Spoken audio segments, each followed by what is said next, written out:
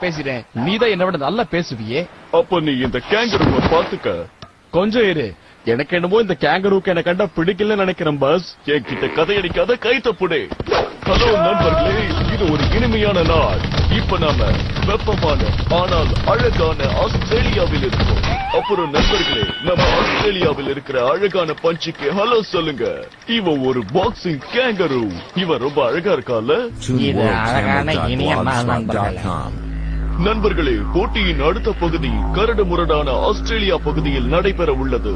சரிதான Pep? அப்புறம் ஆஸ்திரேலியாவின் வடகோடியான மெல்பா வரை அடுத்த கட்டம் ஆரம்பிக்க போகிறது. நமது போட்டியாளர்கள் இதோ வந்து விட்டார்கள்.